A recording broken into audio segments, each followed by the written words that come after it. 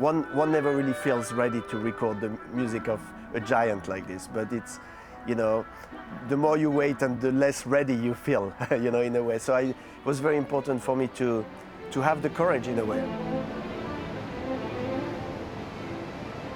A lot of the music in Ravel is inspired by rhythm from Spanish dances. I mean, an orchestra that doesn't have to think about it has this kind of innate feeling for those and knowledge of those dances. You start at a different place, right? I thought that could be really the repertoire that OBC would embrace really, really naturally, and indeed they do.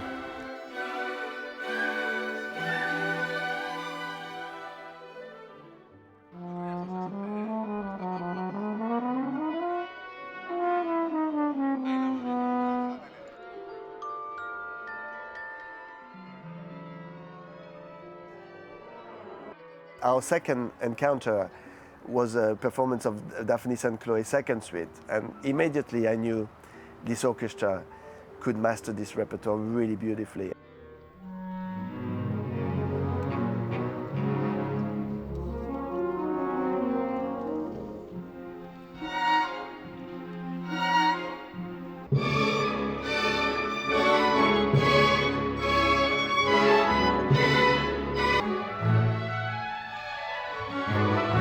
I find Ravel is always this combination of beautiful melodies, beautiful horizontal material, combined with very strong vertical pillars in his rhythm. And that takes a lot of discipline from the orchestra to address and those two different issues and just make it smoothness and poetic.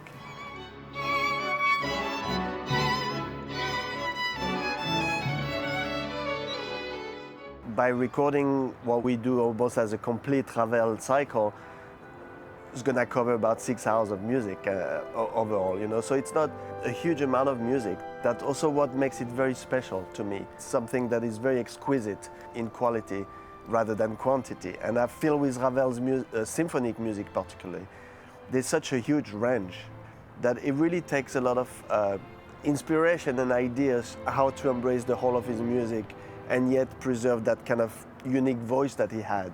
The way he orchestrates it is, there is a crescendo for everybody. Yeah. And the crescendos for the accompanying instruments need to be less. Especially in the woodwinds, right? When they have this too late, too early still? Yeah, still a fraction too early.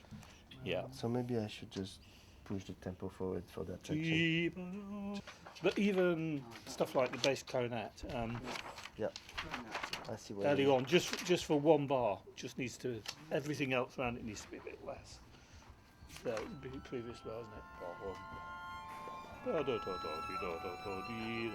So to be able to actually have bring Mike George and Stephen Rinker in this project was from the my years working at the BBC Philharmonic and having already experienced many recording projects with them, really felt very good for me, because it felt that I was starting at a level where I could really entrust them to not only drive a beautiful project, but also they know me so well that I think, you know, there's things we don't need to tell each other.